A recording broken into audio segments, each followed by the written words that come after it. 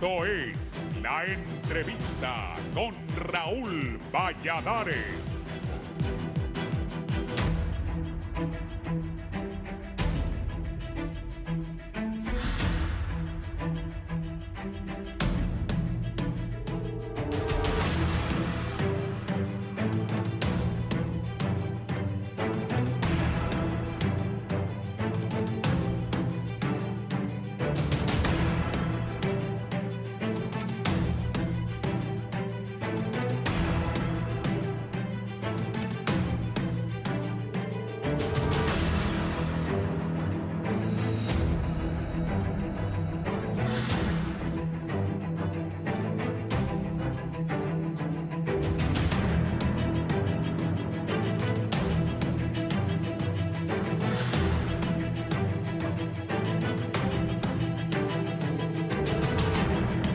En las últimas horas, en audiencia de declaración de imputados, se dictó detención judicial contra el juez Marco Antonio Vallecillo, ex coordinador de los juzgados en materia de criminalidad organizada, capturado por el delito de extorsión en perjuicio de un testigo, por lo que deberá permanecer en el cuartel de Los Cobras hasta su audiencia inicial, que será el viernes 23 de agosto. El fiscal general del Estado informó en sus redes sociales que ordenó por medio de la Agencia Técnica de Investigación Criminal la aprehensión de un juez de jurisdicción nacional en materia de criminalidad organizada y corrupción, quien utilizaba su nombre de fiscales del UFERCO para extorsionar a investigados por delitos de corrupción, ofreciéndoles cierres administrativos o, en su caso, sobreseimientos en sus causas. Vamos a evidenciar lo que siempre hemos dicho, que hay jueces corruptos indignos de llamarse jueces. Vamos a desenmarañar a más servidores del Poder Judicial, quienes los exhibiremos frente al pueblo y los pondremos ante la justicia hondureña. Así también luchamos de manera contundente para llevar a la justicia a sus servidores del Ministerio Público que se dediquen a actos ilícitos, expuso el fiscal general Joel Zelaya. Luego de lo expresado por el titular del Ministerio Público, la Corte Suprema de Justicia emitió un comunicado en el cual señala que la magistrada presidenta del Poder Judicial, Rebeca Raquel Obando, ordenó la intervención y una exhaustiva investigación de todo el circuito jurisdiccional con competencia nacional en materia de criminalidad organizada, medio ambiente y corrupción, con especial énfasis en el juzgado de letras de dicha materia. El Poder Judicial, por medio de todas sus unidades relacionadas, se compromete a proporcionar toda la cooperación debida a las autoridades del Ministerio Público y a las agencias de investigación con el fin de asegurar el adecuado desarrollo de esta labor, siempre, por supuesto, cuidando de no lesionar las garantías individuales de los involucrados y el respeto irrestricto al debido proceso, dice el comunicado. Estas acciones se unen a las que ya ejecutan contra miembros de la Policía Nacional, quienes han sido aprehendidos infragantis extorsionando a ciudadanos e implantando pruebas a personas acusándolas de delitos que no cometieron. Asimismo, expertos señalan que estos hechos son importantes para la depuración tanto de la Corte Suprema de Justicia como la Secretaría de Seguridad, en los cuales la población ha perdido la confianza. Sin embargo, estas medidas implementadas por el Ministerio Público son acertadas. Es fundamental para el Poder Judicial mantener la confianza y la transparencia en el sistema de justicia. Por ello, adoptamos con total seriedad cualquier denuncia y acción de esa naturaleza, a fin de no tolerar las acciones reñidas con la ley por parte de funcionarios de este poder del Estado y para que se garantice la aplicación efectiva de la justicia y que se respete el Estado del Derecho, expresa la Corte Suprema. Para el análisis es necesario eliminar la estructura de corrupción que impera todavía en la fuerza pública, la Corte Suprema y el propio Ministerio Público, donde ya se procedió a la transformación haciendo cambios en medicina forense y con ello procesar a quienes han hecho de las suyas en nombre de la ley.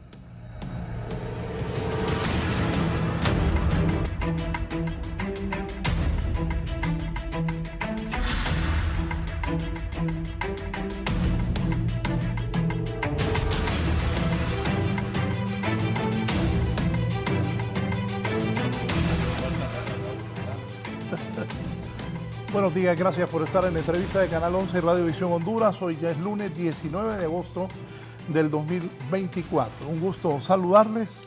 Vamos a hablar de este tema, más operadores de justicia involucrados en supuestos actos de corrupción. Si me ayuda ahí, Víctor, para poner otra vez el Twitter que puso, Twitter o X es lo mismo, la gente entiende. Sí, que puso el fiscal general. Apresaron al abogado Marco Vallecillo. Un juez dijo: he ordenado por medio de la Agencia Técnica de Investigación Criminal ATIC la presión de un juez de jurisdicción nacional en materia de criminalidad organizada y corrupción. Ahí dice el fiscal que este juez utilizaba mi nombre y de fiscales de la UFERCO para extorsionar a investigados por delitos de corrupción, ofreciéndoles cierres administrativos o, en su caso, sobreseimientos en sus causas.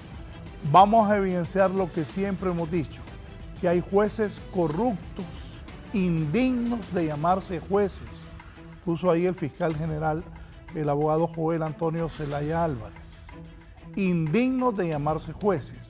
Vamos a desenmarañar a más servidores del Poder Judicial de Honduras, a quienes los exhibiremos frente al pueblo y los pondremos ante la justicia hondureña. Así también luchamos de manera contundente para llevar ante la justicia a servidores del Ministerio Público que se dediquen a actos ilícitos. Poneme ahí, si sos tan amable, el del precandidato liberal Jorge Calix. Calix reaccionó: exijo al Ministerio Público de Honduras que haga pública la declaración del juez Marco Vallecillo, capturado ayer mientras recibía un soborno de 3 millones de lempiras. Eso lo puso ayer Calix. Vallecillo asegura que ese dinero no era para él, que era para alguien más. Oigan bien esta acusación, esta pregunta que se hace ahí en ese X, Calix. El esposo de quién está metido en este asqueroso acto de corrupción. Y anoche, a eso de las 9 de la noche, la presidenta de la República, Xiomara Castro, colocó esto: el pueblo sabe que durante años, junto a la resistencia, hemos sido víctimas de la injusticia en Honduras. En este grave caso de corrupción que involucra a miembros del Poder Judicial, quienes han sido acusados por el Ministerio Público, dice la presidenta Xiomara Castro, confío en que se investigue y se descubra la verdad y se aplique todo el peso de la ley a todos los involucrados sin privilegios para nadie, dice la presidenta. Solo así podremos desarticular las redes de corrupción que prevalecen en nuestro sistema judicial y en otros sectores de la vida nacional, dijo la presidenta.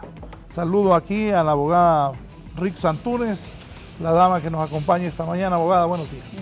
Buenos días al pueblo hondureño, buenos días Raúl, gracias por invitarnos a su programa. El abogado Marlon Duarte. Abogado Duarte. Buenos días Raúl, buenos días abogado Ibis, abogada, un placer, ya días no lo miraba al abogado Ibis. Muchas gracias. Personaje jurídico en este país. Vi que te alegraste cuando lo viste. Claro, y lo miro bien fuerte, lo miro bien con salud, con ganas ya. Y a tiempo, abogado, andamos en esto. Gracias, Marlon. Abogado Ibis Discuas, es magistrado de la Corte Suprema de Justicia. Muchas gracias, Raúl. Es un placer estar en su programa con Marlon, el abogado Antunes, a quienes de hace mucho tiempo nos conocemos, tenemos relación y que son miembros importantes del foro, que defienden el tema de la justicia y además de eso que son personas con las cuales uno puede compartir conocimientos y criterios. Gracias, abogada. Criterio que le merece el tema que hoy nos ocupa: más operadores de justicia involucrados en actos de corrupción, la captura del juez Marco Vallecillo.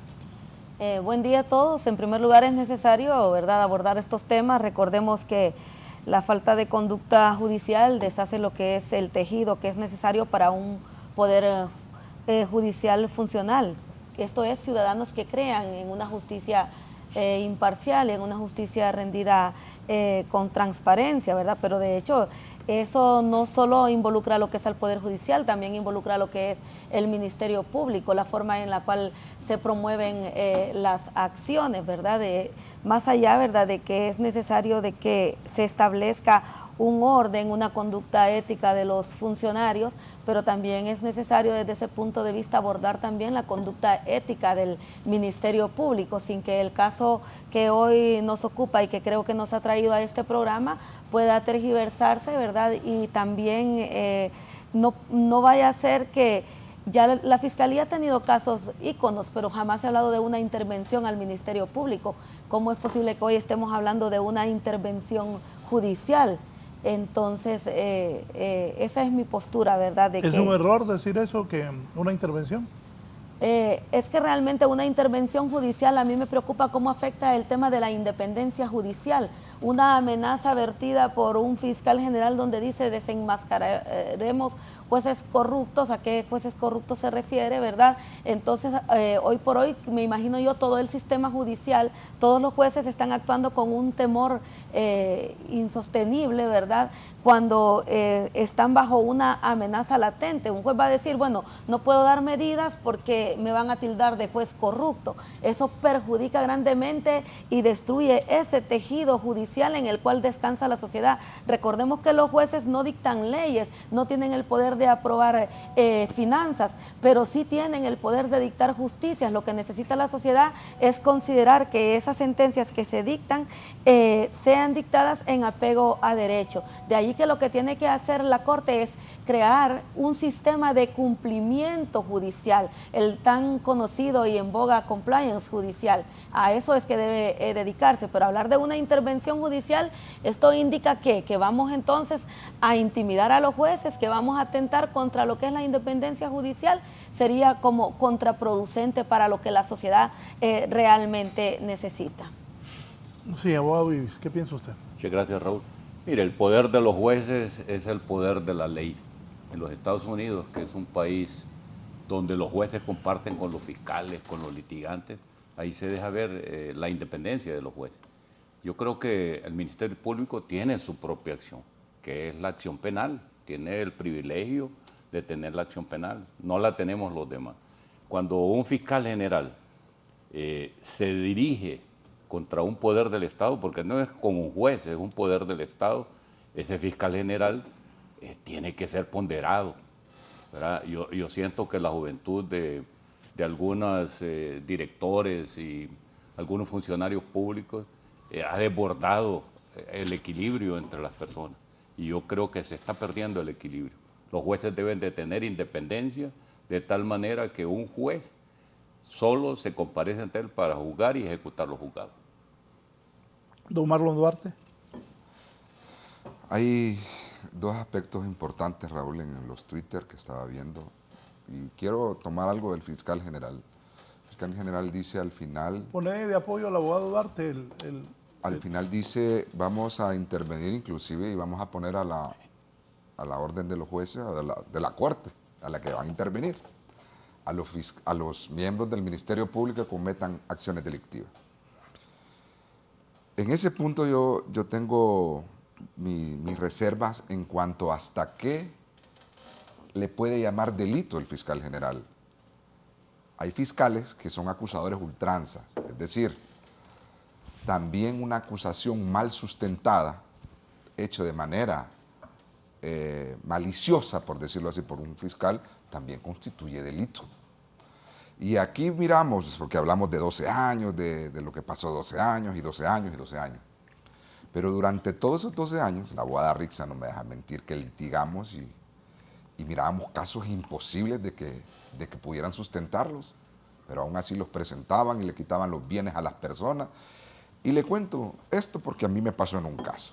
A mi cliente lo absuelven, resulta ser que le fueron a allanar una caja de un banco, una caja que uno tiene joyas y cosas ahí. Tenía $60,000 que los acababa de sacar del mismo banco.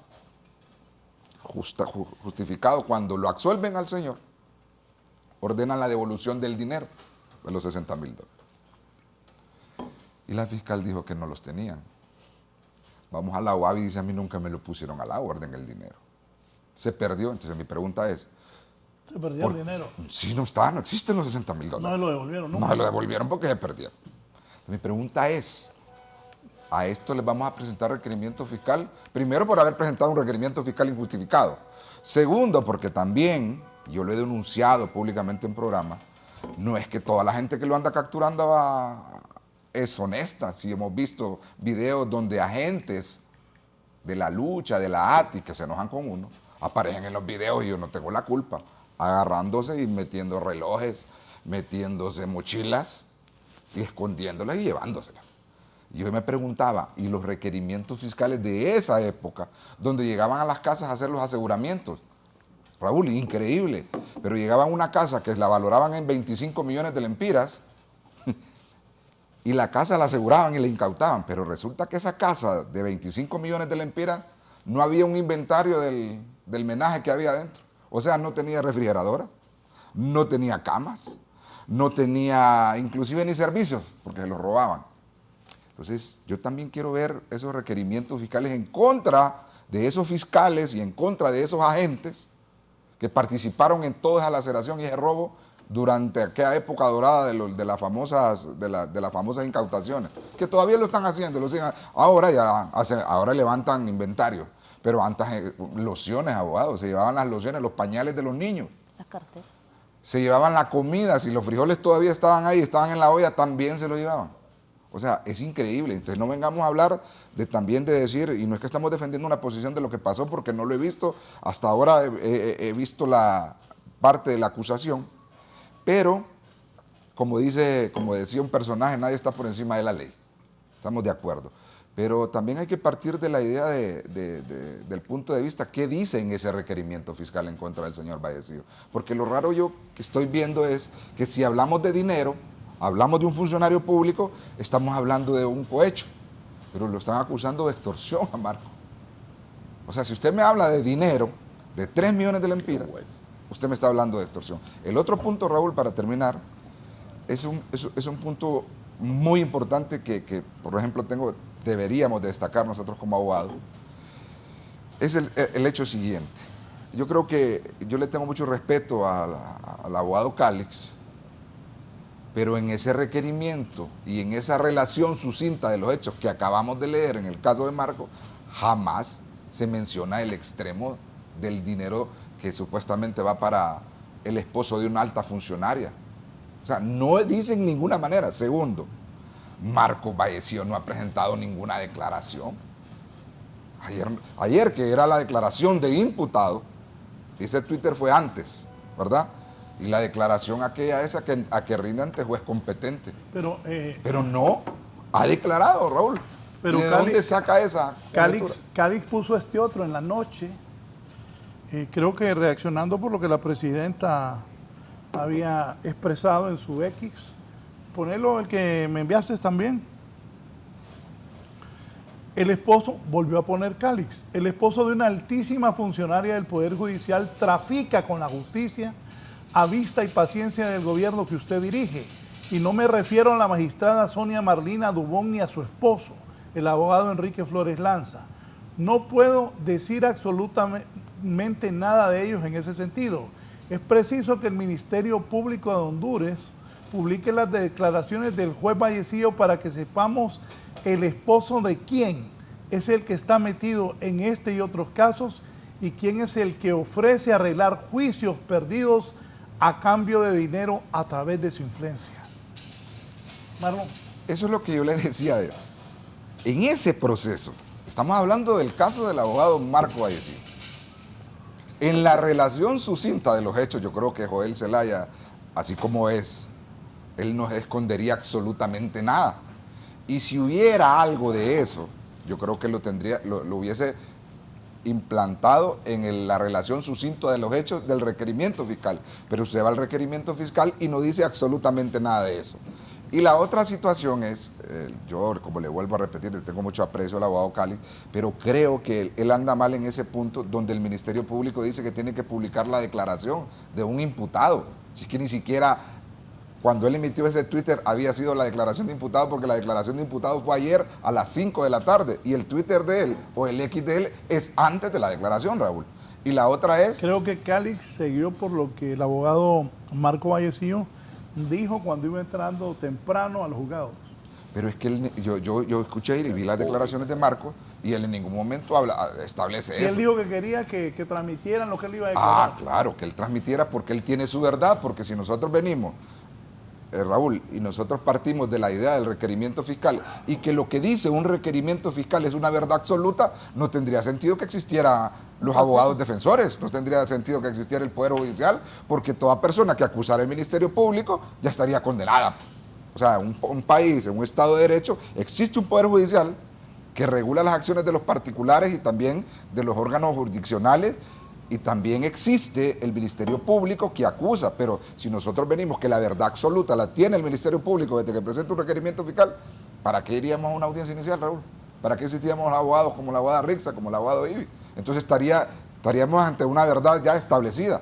Ahora viene una audiencia inicial donde el abogado Vallecillo y su equipo de defensa va a demostrar, porque eso quise entender, que él quería decir, yo quiero que ellos miren mi verdad, porque ahí hay mucha tela que cortar en ese caso, y si el abogado Marco Vallecillo dice que quiere que se publique, que como debería de ser así, su audiencia, es porque tiene sus medios de prueba, es porque él quiere decir cómo fue que llegó a ese lugar.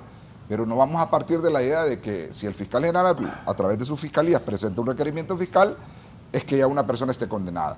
Entonces, de esa idea es que yo quiero partir, de que la verdad absoluta no la plantea un requerimiento fiscal, porque existe la otra parte que se va a defender en una audiencia inicial o en un juicio oral y público. ¿Comentarios, abogado?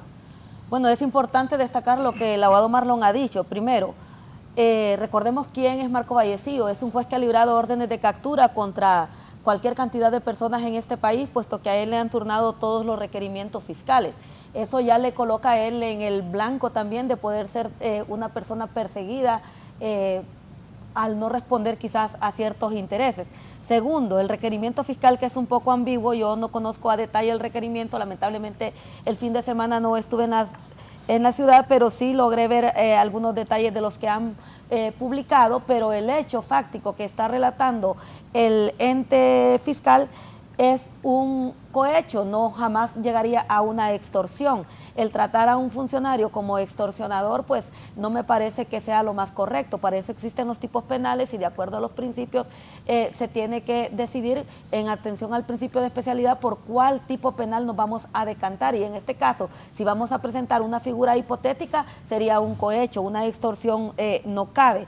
La extorsión es, como lo dice el abogado Marlon, una acción, y lo voy a decir con el mayor de respeto a los fiscales que presentaron el caso, prevaricato. Eso se llama prevaricato. ¿Por qué? Porque los fiscales maliciosamente, a sabiendas de su injusticia, están calificando un tipo penal como extorsión cuando saben que existe otro tipo penal. ¿Con qué fin lo hacen? Con el fin de asegurarse medidas privativas de libertad. Igual sucedía en el pasado cuando procesaban funcionarios, les metían forzadamente el delito de lavado de activos. ¿Por qué? Porque existía una prohibición de imponer medidas al que era procesado por lavado de activos. O sea que la calificación jurídica obedece a una conducta criminal por parte de los mismos que lo están imputando. Vea usted, Raúl, la fiscalía que viene ahora a decir si tiene sendos fiscales procesados por estar yendo a traer al Banco Central cantidades de dinero, y quién ordenó la intervención al Ministerio Público porque una fiscal sacaba dinero. Nadie ordenó esa intervención. ¿Cómo ahora puede pretender intervenir el órgano sobre el que descansa la justicia en Honduras? Y otra cosa importante que debería de ser objeto, y ojalá que lo estén viendo las autoridades del Ministerio Público, de investigación. El nuevo Código Procesal Penal, establece claramente la obligación de aplicación retroactiva en consonancia con convenciones y con la Constitución. ¿Sabe qué están haciendo los fiscales? Acusando con leyes derogadas. ¿Sabe cómo se debería llamar eso en un país donde el Estado de Derecho prevaleciera? Prevaricato.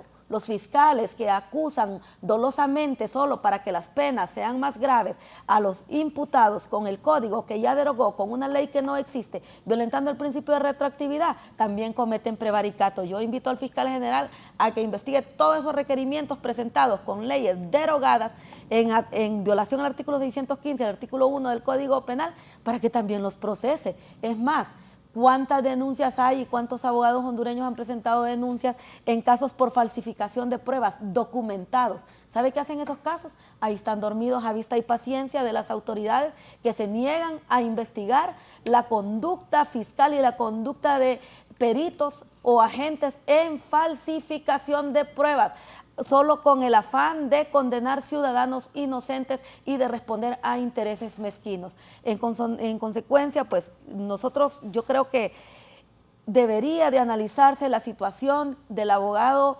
Marco Vallecillo desde una óptica objetiva y no con el fin de ensañarse incluso y de llevarse de encuentro a uno de los poderes del Estado, el calificar conductas en una manera no acorde a derecho, y también que se le dé el tratamiento que todo ciudadano merece de ser sometido a un debido proceso, a una justicia imparcial. No, ¿verdad? El tratar de calificar conductas de extorsión a mí me parece hasta abusivo. Abogado. Sí, bueno, aquí hay dos defensores y la gente podría pensar que este es un tema ya preparado por Raúl para ultranza para defender al juez. Yo creo que el juez es una figura importante en cualquier lugar del mundo. Garantiza la institucionalidad de un juez y para eso los jueces tienen procesos, hay procesos internos. Lastimosamente la ley de la carrera judicial, por mala aplicación de algunos funcionarios judiciales, se echó a perder. Y esto establecía la tradición cómo se puede acceder a la judicatura. O sea, no es un tema de traer gente de afuera y ya ponerla sin que tenga la experiencia correspondiente. Yo entiendo, y así es cuando un juez mantiene un equilibrio de que ve la ley cuando el Ministerio Público acusa, porque el Ministerio Público tiene el monopolio de la acción penal y puede establecer cualquier proceso. Pero eso no significa que el Ministerio Público siempre tiene la razón. Para eso está el otro equilibrio de la defensa, para que la defensa pueda aportar las pruebas pertinentes. Lo que está sucediendo en este momento, hasta ayer fue la audiencia, y esa audiencia puede ser pública, cualquier persona puede conocerla y puede comparecer. Esa era la razón del Código Penal, para que la gente tuviera acceso a eso.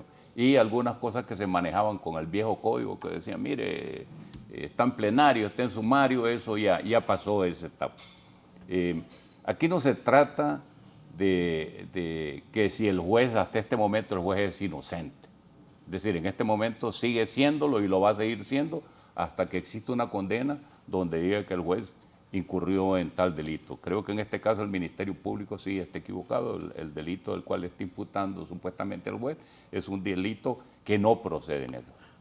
Tampoco viene el requerimiento fiscal. Solo lo interrumpo, me dice un abogado, colega de ustedes y conocido de los cuatro. Creo que Calix se refería a la declaración que el juez Vallecillo dio en el Ministerio Público, aunque no es ante un juez competente. Es supuestamente ahí donde dijo lo que Calix manifiesta.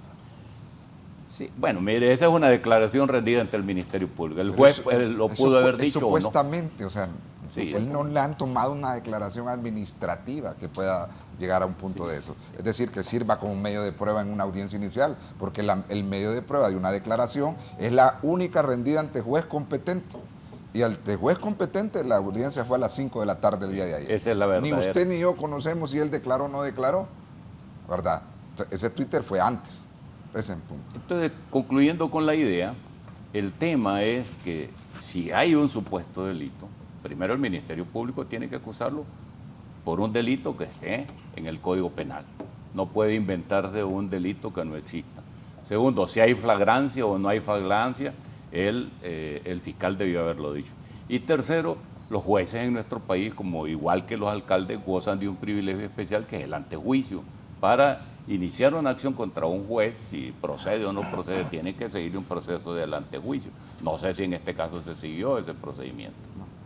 Yo siento también, Raúl, que en este tema de la justicia es un tema que se debe estar revisando de tiempo. No solo el Poder Judicial, no solo los jueces, para eso hay una inspectoría de tribunales cuando hay denuncias, pero también en la carrera del fiscal también debe seguirse un procedimiento. Hay un montón de fiscales que al final terminan siendo acusados y en muchos casos los fiscales terminan dedicándose a la defensa de gente que se le ha imputado supuesto comisión de delito.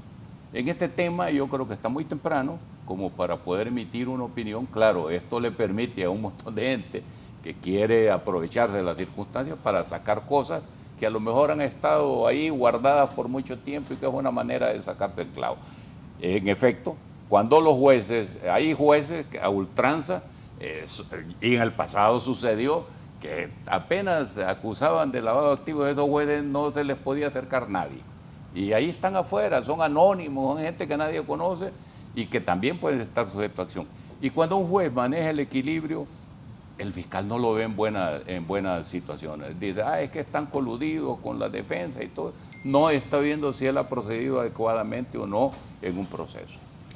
Marlon, me dicen si hay una declaración administrativa firmada por el juez en el Ministerio Público el sábado. Bueno, hay que verla, yo no la he visto. Y yo puedo apostar lo que usted quiera, Raúl, que no dice absolutamente nada de lo que aparece en el Twitter. Eso es en primer lugar. En segundo lugar, dice un Twitter de la presidenta que se esclarezca la verdad. Y como dice el abogado Ibis, todo el mundo tiene derecho a la defensa. Ahorita es temprano para determinar el indicio de participación porque solo hay una acusación, es en la audiencia inicial. Pero hay otro punto que hemos descuidado, abogado, en ese requerimiento fiscal. Ahí aparece un testigo protegido, que nosotros sabemos de quién se trata, no lo voy a decir públicamente porque es testigo protegido, según el requerimiento fiscal.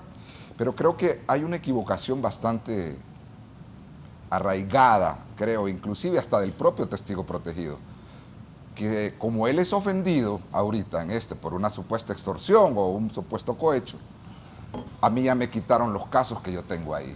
Es decir, como que usted esté investigando a una persona por asesinato de Pedro Pérez, pero resulta que la gente de la DPI le está pidiendo 2 millones, que si no le da 2 millones mañana lo acusa. Van del fiscal general y le dicen, mire que la gente me está pidiendo 2 millones. Pero el problema es que yo voy a ser ofendido porque me está extorsionando el de la DPI. Pero jamás el fiscal general le va a perdonar de no presentarle el requerimiento fiscal. Entonces, el personaje que sale como testigo protegido, en su mentalidad, pienso, o de sus abogados, es que él piensa que solo por el hecho de que en este momento es testigo protegido, automáticamente le cerraron todos los casos que él tiene en la fiscalía. Estará entonces, en todo caso, en la obligación el fiscal general de presentar los requerimientos fiscales correspondientes. Y créanme que Joel Zelaya lo va a hacer. Si hay indicios que, aunque fuera testigo protegido, ofendido en este caso, y hay indicios de participación contra este personaje que es testigo protegido, lo va a presentar. Y lo va a presentar más temprano que nunca, abogado.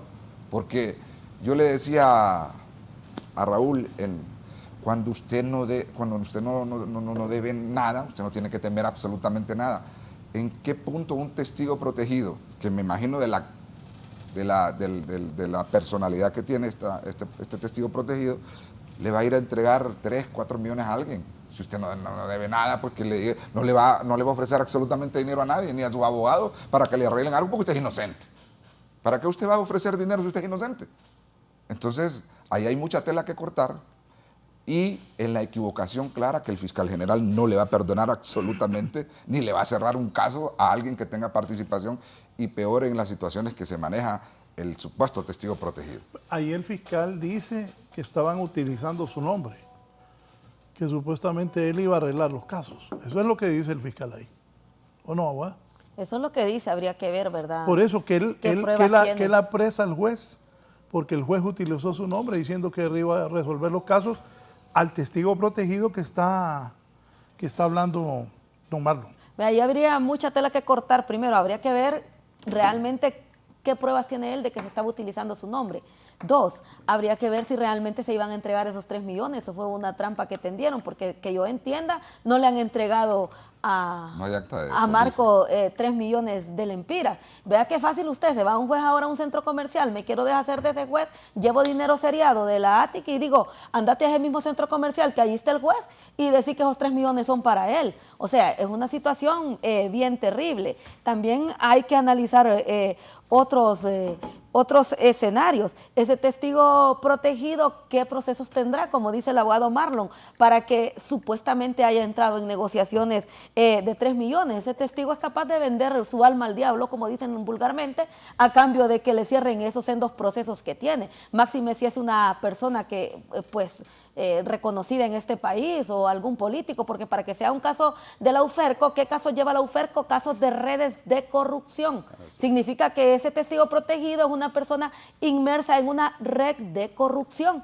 Entonces, habría que ver aquí qué interés puede tener él en beneficiarse, qué le ofreció el Ministerio Público para llegar a un punto como tal y crear un escenario en el cual apresaron al juez violentando incluso procedimientos ya establecidos, como bien lo ha dicho el maestro, el abogado Ibis Discua, en cuanto a un antejuicio. Pues primera vez, ahora sí los jueces van a estar expuestos a que los estén capturando con detención preventiva.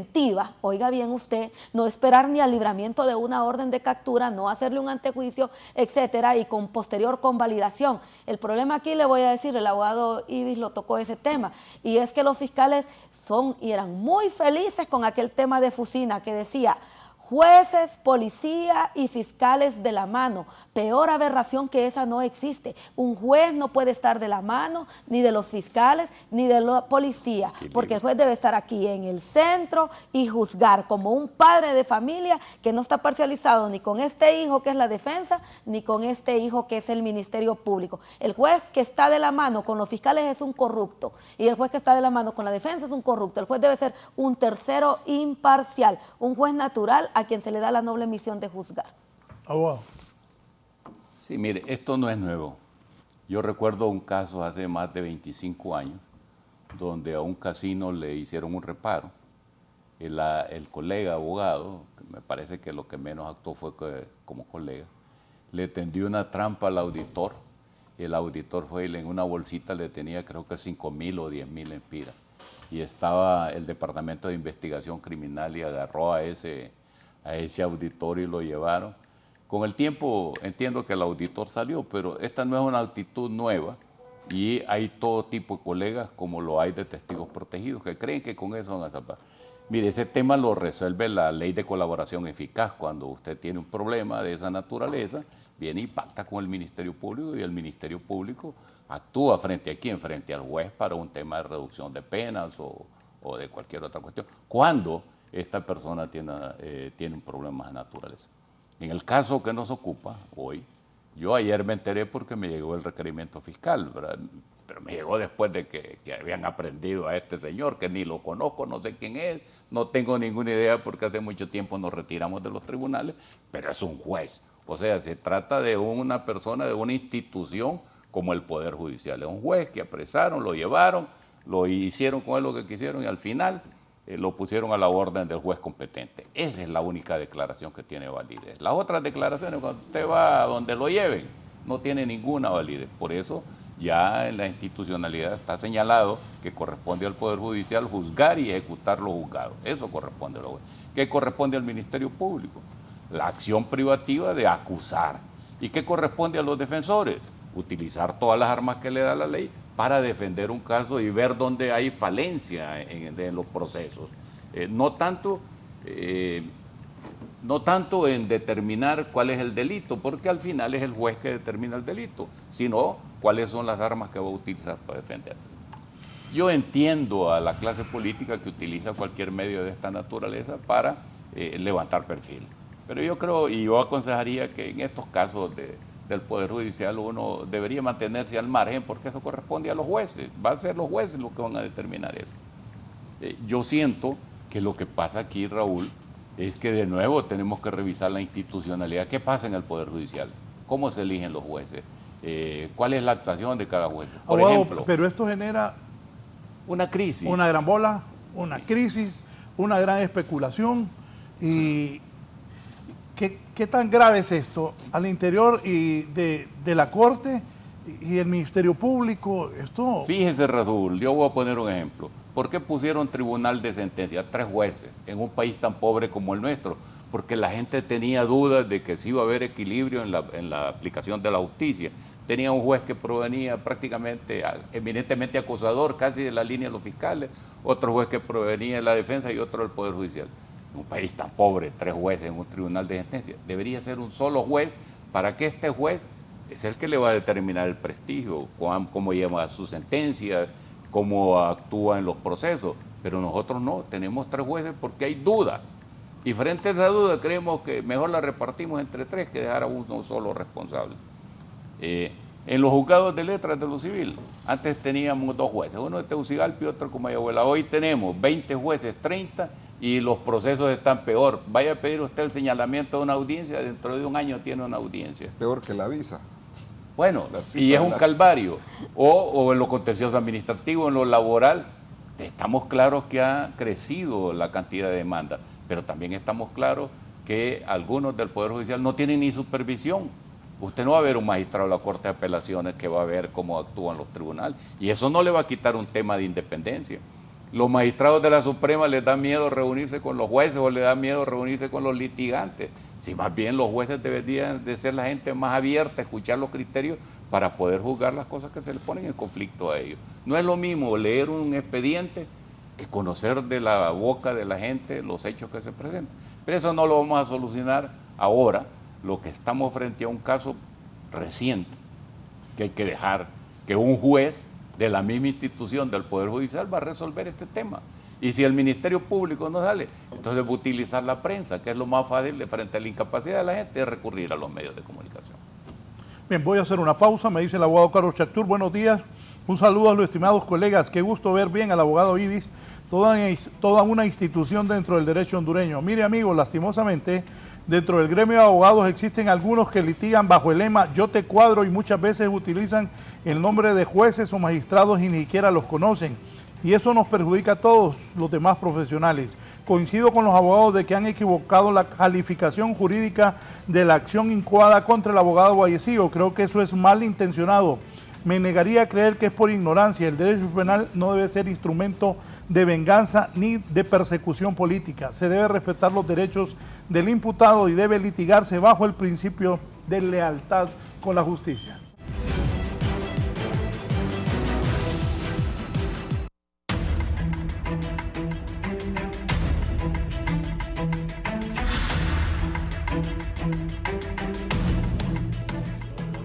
Continuamos, abogada, por una acusación como esta, el juez, ¿a cuántos años de prisión puede enfrentar? Está de 15 a 20. Está de 15 a 20. ¿De 15 a 20 años? Sí, la pena de prisión. En el caso de la extorsión, obviamente no es mi tema porque yo generalmente no defiendo casos de extorsión, ¿verdad? En cuanto a la temática de las penas y todo, pero sí sé que es de 15 a 20 la pena. Pero lo agravan, dicen, por ser funcionario. Lo agravan por ser funcionario, pero el hecho es que ya no aplica el tema de la extorsión. Desde el momento que hay dinero, el delito se llama cohecho, ¿verdad? Sí, desde que son 2 delitos diferentes. Las acciones emprendidas por el Ministerio Público son muestras de que en Honduras existe una voluntad que las cosas pueden cambiar o no. En mi criterio personal, imagine usted cómo eligieron al fiscal, siendo un funcionario público. ¿Qué le puede decir eso? Mi criterio personal quizás indica un deseo de meter mano en lo que es el Poder Judicial. Recordemos, y le voy a repetir a la ciudadanía, el Poder Judicial es el único que nos puede garantizar un estándar de igualdad. De hecho, así lo dice el artículo 11 del Código Procesal Penal, que devienen jueces y magistrados a garantizar el derecho de igualdad de las partes. No imagina la población hondureña allá lo terrible que es para un abogado defensor que no tiene ninguna autoridad enfrentarse a un fiscal que tiene todo un equipo, ATIC, policía, etcétera. O sea, los abogados defensores ganamos los juicios realmente, primero porque Dios va delante de nosotros y segundo porque hacemos el trabajo que hay que hacer, porque de lo contrario, piense usted en un defensor solo, sin nada a la par, versus un órgano del Estado que tiene todo un aparato de justicia a su alrededor, medicina forense, ATIC, DPI, etcétera, para enfrentar los procesos. Pero lo grave de esto es que ha sido denuncia pública, se ha pedido algún espacio para ir y expresar cómo los fiscales manipulan pruebas, cómo, no todos los fiscales, aclaro, ¿verdad? Porque es una pequeña cantidad. Entonces, mi pregunta es, si hubiera interés en mejorar la justicia, el fiscal general debe empezar por su casa, por la fiscalía. Debe empezar, piense usted, cómo quedó la fiscalía y mire cómo callaron esa noticia con una fiscal que iba a diario a sacar dinero al Banco Central. Venga, deme esta bolsa de dinero. ¿Sabe lo que sucede en este país? Y el pueblo hondureño no lo conoce. Voy yo con mi hija, yo llevo $2,000, mi hija lleva $2,000 al aeropuerto. Como llevo $4,000, se me pasó quizás por $1, me quitan mis $4,000, los meten en una bolsa, los llevan al Banco Central, los meten a la bóveda y solo el fiscal puede ir a esa bóveda a traer esos $4,000 y yo jamás volvería a ver los $4,000. Bueno, y no digo más lo que perdió de piso que de los... No, y así se han perdido un montón de dinero, ¿verdad? Uno ha ganado juicios y realmente hasta el sol de hoy uno no ha logrado recuperar los dineros porque los dineros se perdieron. Yo fui a la vez pasada a reclamar 7 millones de un cliente mío, claro, no míos, que me los devolvieron. Y no, me dijeron, ese dinero no está, abogada, porque ese dinero se le dio en un préstamo puente a tal empresa. Yo, ¿cómo? O sea, el dinero de mi cliente... ¿Quién le dijo eso? En la OAVI. Esa fue la noticia que me dieron. No bajo cómo se ríe no bajo la égida del abogado Marcos, claro, del Marcos Zelaya, sino bajo la junta interventora que hubo ahí. ¿Y dónde están los 7 millones? No, se dieron como un préstamo puente a otra empresa y desconocemos el paradero. Y entonces, ¿qué hago con los 7 millones? No, abogada, no se le va a poder devolver ese dinero. La interrumpo. Sí. Veo que el abogado Vivi se está riendo y Marlon también. ¿Sabe sí, qué? ¿Y usted por qué no denunció eso en el momento? ¿Por qué no montó una conferencia de prensa y denunció eso? Ya lo he dicho en varios medios de comunicación, ya se han presentado las acciones, se han hecho las solicitudes a la OAVI que me hagan una liquidación total para que me expliquen a qué empresa le dieron el dinero de mis clientes que realmente lo necesitan, pues. Pero todavía... O sea que los 7 millones ya no hay un peso. No, ya no hay un peso. Igual me vendieron un ganado de mi cliente y cuando pregunto dónde está el dinero dicen que el que lo vendió no saben dónde lo depositó. Esas son las cosas que realmente pues deben, si quieren mejorar la justicia, que actúen en esos casos, que actúen en esos casos, ¿verdad? Esa ley de privación de dominio es un adefesio jurídico, es una ley confiscatoria. Es increíble que nos jactemos nosotros de un Estado de Derecho. Yo digo, hay una Fiscalía de Protección o de Defensa de la Constitución de la República.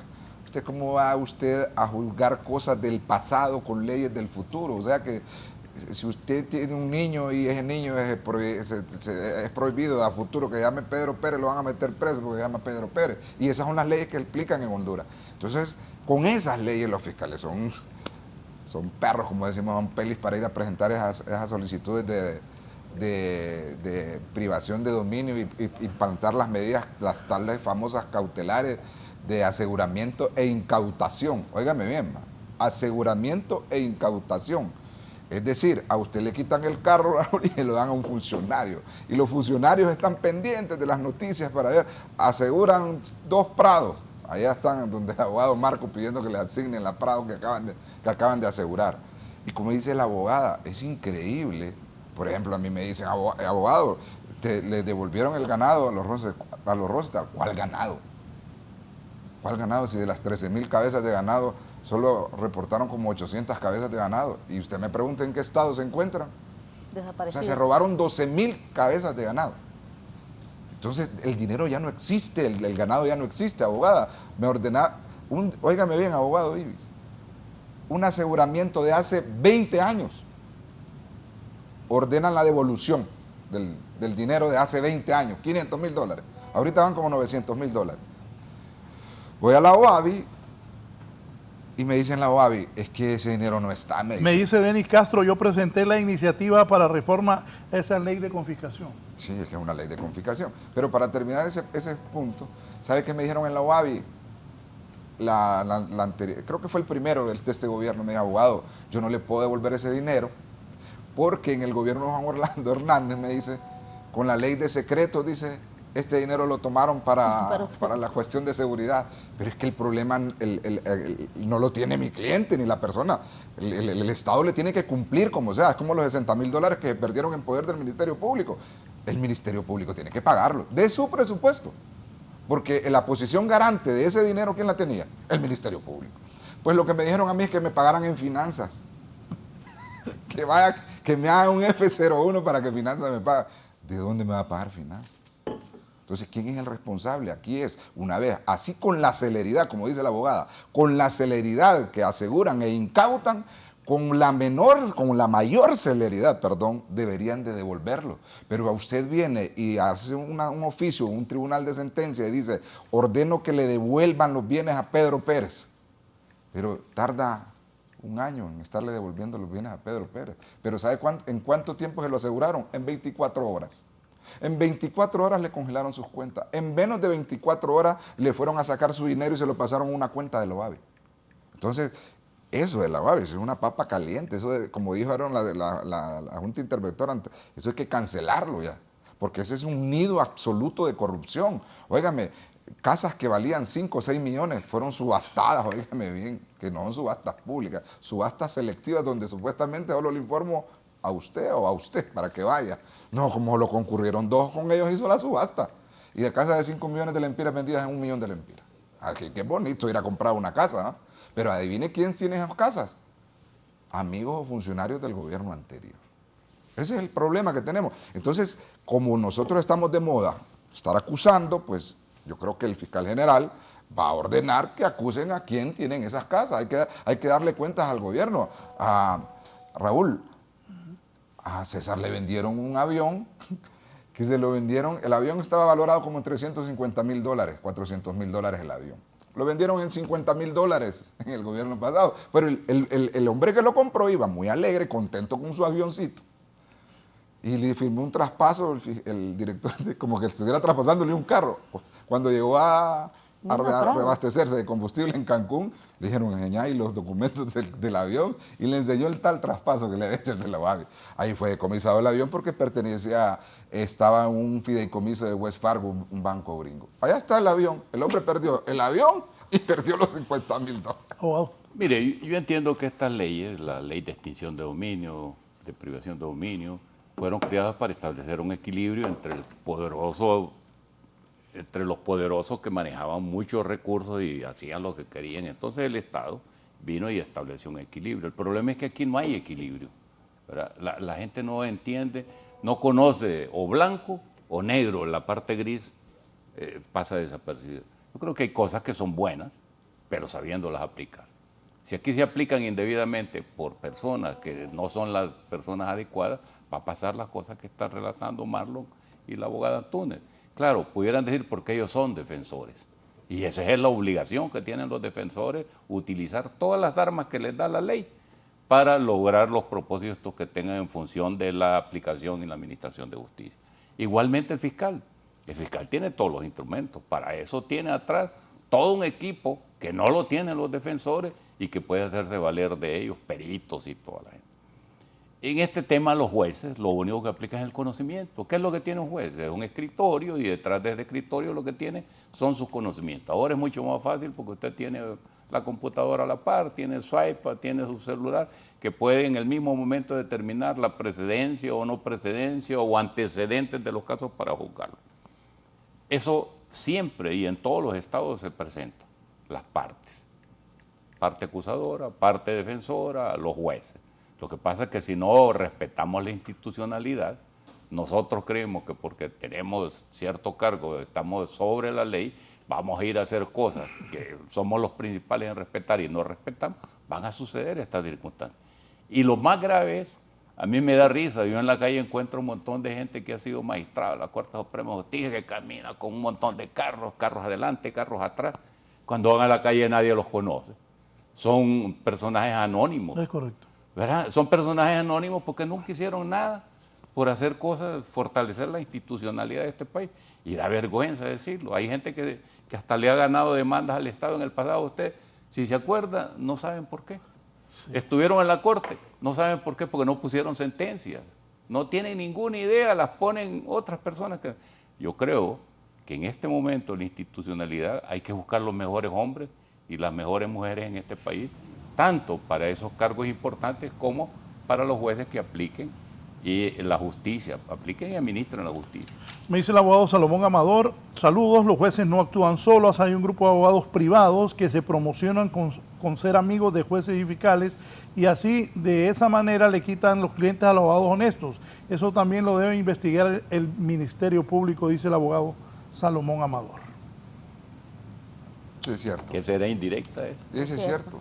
es cierto. Alguna gente se toma fotos con políticos y mira, dice, aquí estoy con el político. Y a veces el político ni cuenta de edad. A veces el magistrado ni cuenta de edad. O sea, yo creo que como la abogada llevamos un caso de esa manera, como dice el abogado Salomón Amador, donde el tipo se tomaba fotos con políticos, almorzaba con los políticos y le mandaba en video, saludar a la clienta. Y el político le decía así, hola, pero no sabía de qué es lo que estaban hablando. Pero ¿qué pasa? Le sacaban hasta 5 o 10 millones de lempiras. ¿Usted se acuerda aquel caso del sur, verdad? Sí, claro. De aquel muchacho que tiene una orden de captura por estafa, fraude. Es más, ni abogado era, pues. Pero él iba a la presidencial. Claro. Él se llevaba con los diputados del sur. Él se tomaba fotos con el director de la policía, pero el director de la policía ni cuenta se da. Pero según ese lo estaba vendiendo su caso y mira, yo los conozco. Es como que le dice el político, mira, te voy a presentar, te voy a llevar al cumpleaños del político. Al cumpleaños del político entran todos los achichicles, como decimos nosotros. El líder. Y cuando llega se lo presenta, mira, este es el del que te hablé. El político está en su cumpleaños y le dice, ¿cómo están? Ve? Ahí le vamos a ayudar. Pero el político ni sabe lo que le está diciendo. Entonces ya vino aquel, ya le sacó 2 millones de lempiras. Fíjate que aquel muchacho dijo que te dijera que lo apoyaras en la campaña y que tiene una concentración y dijo que le mandaras 500. Mira, aquí está el mensaje, me dice, gracias por su apoyo, pero le está dando un apoyo a ver de qué. Le he dicho que le ha llevado gente, entonces borró el mensaje donde que le llevó, te llevé 20 más correligionarios para que te apoyara. Gracias por tu apoyo. Mira, ¿quién te dice que te agradece por los 500? Entonces, a veces hay cosas que por eso es importante, y lo que decía Raúl, ahorita estamos especulando muchas cosas en el caso del señor Marco Vallecillo y será en la audiencia inicial y qué bueno que él lo dijo. Ojalá que se le cumpla su petición, que la audiencia sea pública y como dice el abogado, uno de los pilares principales de estos procesos penales son la oralidad y la publicidad de los procesos penales. Yo por eso les digo, cuando una persona se siente inocente, pida que su caso se lleve a cabo en el auditorio de la Universidad Nacional. Si usted es inocente y usted tiene las pruebas de su inocencia, porque no va a quedar en ridículo, ¿verdad? Yo les digo, dejen entrar a los camarógrafos. Déjenlos entrar a los camarógrafos, a los periodistas, no hay problema. Si aquí inclusive yo admiro una sentencia que emitió el abogado Mario Díaz una vez, que se transmitió en HRN, del por qué él emitía su sentencia. Y qué bueno, que así deberían de ser, porque los jueces no hablan de acuerdo a su comportamiento. No hablan por una declaración que dio un medio de comunicación, hablan a través de sus sentencias. Y si el Ministerio Público se siente agraviado porque un juez emitió una sentencia, tiene la obligación, en todo caso, si se siente agraviado, de recurrir esa resolución ante una instancia superior. No venir y salir a la luz pública mediante un Twitter y decir, juez es corrupto. No, dejen entrar a los periodistas a las audiencias, dejen entrar en estos casos que dice que hay que hay una persecución política en contra de muchos políticos y exfuncionarios anteriores, hagan los públicos los requerimientos. Yo hasta el día de hoy le digo, abogado, yo no sé por qué no hacen públicas esas órdenes de captura que tienen contra los extraditables. Si en Estados Unidos el que le andan buscando dicen los más buscados. Porque el día de mañana lo va a ver un tipo, le toma una foto, aquí vi el que andan buscando. Pero ¿cuál es el secreto de estado de una solicitud de extradición? ¿Qué? Bueno, sobre ese tema del abogado Vallecillo, de ese testigo protegido, media humanidad sabía. Ya no es protegido. Sí, de verdad, de testigo protegido, media humanidad sabe. Bueno, aquí tengo unos amigos que están hablando de él en este chat, con nombre y apellido. ¿Cuál testigo protegido? Explícanos, Marlon, cómo es que, mire cómo se ríe el abogado. Pero es que la verdad. Creo que solo el abogado y yo no sabemos quién es el protegido. Está buena, es la última. Pero es que ojo, es protegido en este caso, pero es desprotegido en los casos que él tiene. Entonces, cuando lo desprotejan y le presenten alguna acusación, porque volvemos al punto, o sea, no existe una ley de colaboración eficaz. Solo explícanos, entiendo yo, que hasta marcaron los billetes. Fue una trampa la que le pusieron al juez. ¿Qué es lo que pasó? ¿Cómo agarraron al juez que Nelson llevó el dinero con otra persona? Que Nelson es la otra persona que está detenido, Nelson Sierra. Que Nelson llegó ahí, que marcaron los billetes, que llegó el juez con Nelson. ¿Cómo fue eso? Ok. ¿Y dónde lo agarraron? ¿Un centro comercial, en un parqueo? Según el propio requerimiento fiscal, establece que el dinero en ningún momento lo agarran en la posesión del juez, según el requerimiento fiscal, sino que el dinero lo tiene el agente, el testigo protegido.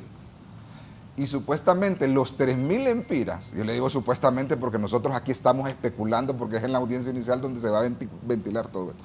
Si existiera que el dinero se lo encontraron al señor fallecido, tendría que haber un acta de decomiso del dinero, correcto. Y si tenían un acta de vigilancia, tiene que haber videos, porque ellos ya estaban preparados para tener todo un sistema tecnológico, inclusive hasta un dron. O sea, como lo tiene la policía. Entonces, ahorita nosotros estamos especulando. El cereo de dinero, como bien lo dice la abogada Rixa, lo están utilizando en los casos de extorsión. En cuanto a maras y pandillas que van a una pulpería y supuestamente un testigo ofendido, protegido, porque es un ofendido, lleva un dinero y se lo entrega y lo detienen. Ojo con esto. Y yo siempre no he visto con buenos ojos jurídicos este tema. Toda aquella acción que genere medios de prueba y ya ha identificado quién es el imputado, tiene que ser a través de un control jurisdiccional. Le voy a poner un ejemplo, abogado. Imagínese un hijo suyo que supuestamente le encuentren dinero seriado o a un sobrino. No, a otro. A otro día, sí. A otra persona, siempre me dice mi esposa, deja de poner ejemplo la persona que tenés ahí. Pero imagínese usted que, como dice el abogado, le quieren hacer daño a alguien. Le ponen que hace una hora llegó un testigo protegido a dejar un dinero, ahí lo seriaron y ese dinero es el que le entregó a esta persona. Pero es que el problema es que no hay un control jurisdiccional. ¿Por qué no utilizan al juez para que él controle? Porque aquí en Honduras no existe el agente provocador. Es una figura, el agente provocador, que inclusive hay resoluciones de la misma fiscalía donde establece que usted no puede inducir a otra persona a cometer un delito. No puede provocar la comisión de un delito. Y aquí lo que se instó es la figura del agente provocador. Es decir, cuando usted tenga una noticia de crímenes, usted va a evitar y neutralizar los efectos del delito. No es que te voy a ir a presentar una denuncia por amenazas, por ejemplo, y le dice, no, mejor cuando te mate, es mejor que lo acusemos por asesinato en vez de amenaza. Cuando usted siente una amenaza, usted va a evitar que esa amenaza se cumpla en ¿qué? En un asesinato, en un homicidio. O sea, la noticia criminal tiene que ser fíjese que el abogado Marcos me está pidiendo tal y tal, venga para acá. Pero no decir, sígale instando a la comisión de un delito, porque en Honduras no está configurada ese tema del agente provocador o el agente inductor, que le llamamos también en las figuras procesales penales.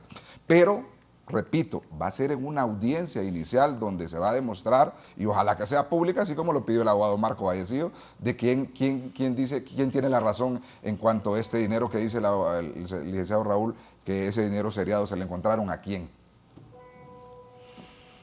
No, dicen que hasta marcado estaba ese dinero. Sí, no, dicen que son 3.000 empiras.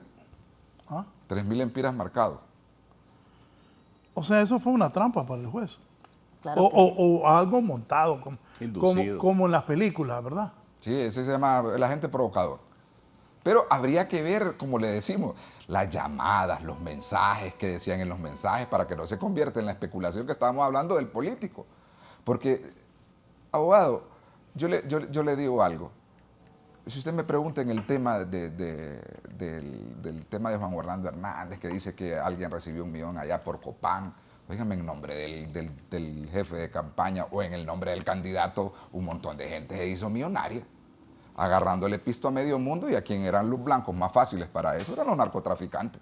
Y el narcotraficante le daba $100.000 y según la creencia, el narcotraficante o $100.000 iban para el candidato. Y a veces el candidato ni cuenta se daba. No es que yo estoy diciendo que hay un nido de santas palomas en el mundo de la política, pero en algunos casos sí. Por eso la investigación tiene que ser objetiva y tiene que generar una certeza, no especulaciones como la que estamos teniendo nosotros, porque no hemos tenido la audiencia inicial del abogado Marcos. No, pero ojalá, por el bien de Honduras, que esa investigación sea profunda, que averigüen todo ese gran problema que hay ahora y que los que están ahí metidos, ya sean jueces, fiscales, magistrados, familiares de magistrados, quien sean, amigos,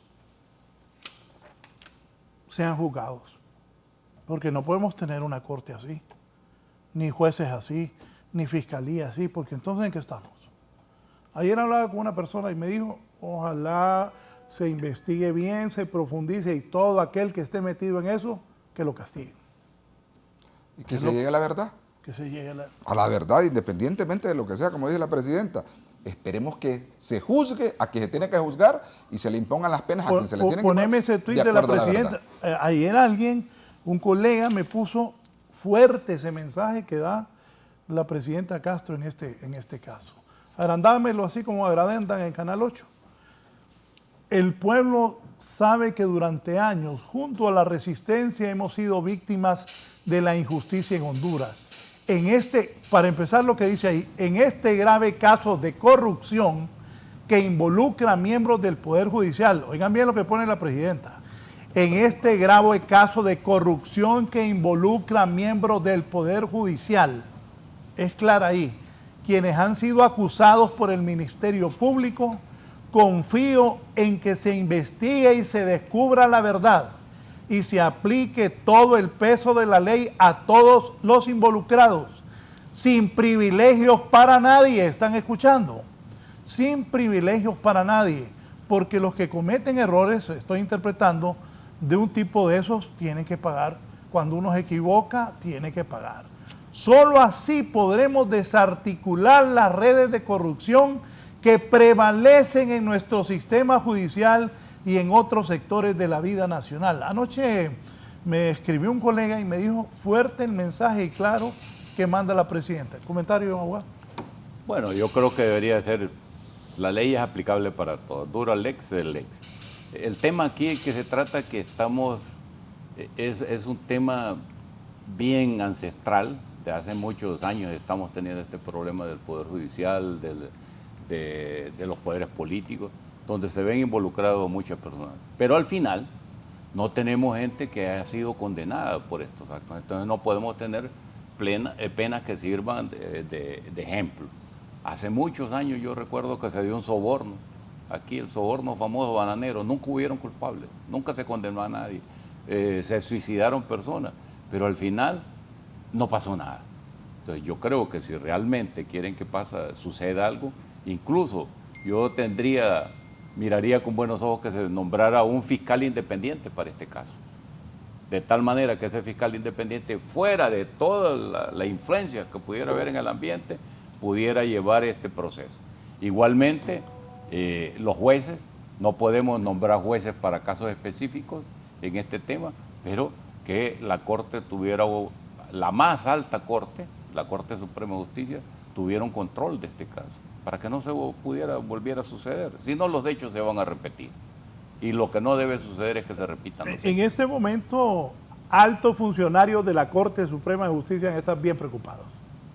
Altos funcionarios de la Corte deben estar bien preocupados. Funcionarios intermedios, amigos de funcionarios de la Corte. También tengan cuidado porque yo hablábamos fuera de cámaras, en Voz Populi muchas cosas que pasan en ese Poder Judicial, deberían de tener cuidado. Abogada, sobre lo que decía la presidenta ahí. Pues me parece que está excelente la opinión de ella en cuanto a que debe de transparentarse el sistema de justicia, pero aprovechando este medio porque es el único que uno tiene para poder transmitir sus ideas. Y es el siguiente, ¿cómo van a transparentar un sistema de justicia si no crean un verdadero sistema en el cual la publicidad realmente sea efectiva? Vea usted la voz de un detenido ayer diciendo, quiero que mi audiencia sea pública. ¿Sabe por qué? Él ha sido juez y él sabe lo que son esas audiencias, solo está el juez, la defensa y el fiscal. Termina la audiencia y el fiscal, como dijo el abogado Ibis, cuando se siente fracasado, acude a un mecanismo que es la opinión de los medios a través de los medios de comunicación, para transmitirle a la opinión pública una idea errada de lo que pudo haber ocurrido en la audiencia. ¿Qué sucedería en ese proceso de transparentar la justicia? Hacer públicas realmente las audiencias, pero vea usted, ese circuito en el cual operaba el abogado Marco, en el cual él era el juez coordinador, óigame, es un edificio que da pena, forrado de láminas al frente. Pregúntese usted, ahí están los casos de extorsión, Ahí están los casos de criminalidad organizada supuestamente, ahí están los casos de medio ambiente, ahí están los casos de corrupción, ahí llegan los fiscales, llegamos los defensores, sin ninguna protección. Usted no va a ver ni un militar cuidando ahí esa cuadra, esa valla. Las salas dan pena. Allí no cabe la gente. Yo tuve un juicio recientemente en donde la juez, muy dedicada a su trabajo, allá consiguió una sala prestada en la Corte Suprema. Oigan bien, 2 días allá pudimos estar porque el tercer día la ocupaba la sala, los dueños de esa sala, los jueces asignados, los titulares. Nos hemos tenido que mudar a otra sala y finalmente las conclusiones las tuvimos que hacer virtualmente. ¿Por qué? Porque el juzgado más importante, se supone, de Honduras, el que lleva los casos más delicados, más emblemáticos, no tiene un espacio físico idóneo. Allá tienen alquilado otro edificio de corrupción, en la Alameda. Mi pregunta es, ese edificio tan feo, tan horrible, ¿por qué un poder judicial debe tener salas dignas? La justicia debe administrarse en condiciones que incluso las partes se sientan dignas de estar allí, que el juez se sienta digno de impartir justicia, no en un cuchitril como esos son juzgados, son unos cuchitriles. Le voy a citar el ejemplo de ese juzgado. Hay 5 pisos, pero no hay un ascensor. Piensen ustedes en los abogados de la tercera edad, porque hay muchos que todavía litigan. Suben aquellas gradas, los mira uno que ahí van y digo yo, pronto me va a tocar a mí ir subiendo esas gradas con tanta dificultad. Eso no es transparentar la justicia. Yo invito a las autoridades que tienen la potestad que creen un edificio bonito. Para más, San Pedro Sula tiene mejores oficinas. Un edificio en donde diga a Raúl, bueno, yo quiero ir a ver este juicio. Y se siente en el público, así como en Estados Unidos, a observar el juicio y a decir, no, no, no, el fiscal no tenía la razón. O no, no, no, la defensa no tenía la razón. Y pueda entonces, los jueces se van a sentir más comprometidos porque hay un público observándolos. Está la ciudadanía sobre la que tiene que tener confianza en el Poder Judicial observándolos. Pero así las cosas, con estos medios que tenemos, es imposible hablar de mejorar una justicia. Empezando por la casa es que se debe mejorar y por crear un ambiente adecuado que efectivice el derecho a la publicidad y a la oralidad. Me dice el general en condición de retiro, Rommel, me dice, muy buen programa, lo felicito, muy objetivos los panelistas. Saludos al general Rommel Martínez, que está fuera del país viendo el programa. También aquí me decía don Denis Castro también y el abogado Luis Romero. Dice, es un derecho del pueblo ver cómo se imparte justicia y si en este caso el acusado lo pide, el Estado está obligado a hacerlo. 2, el juez en tanto no sea destituido es considerado alto funcionario y por lo tanto quien lo debe juzgar es un juez natural, aunque los hechos no hayan sido cometidos en el ejercicio de sus funciones.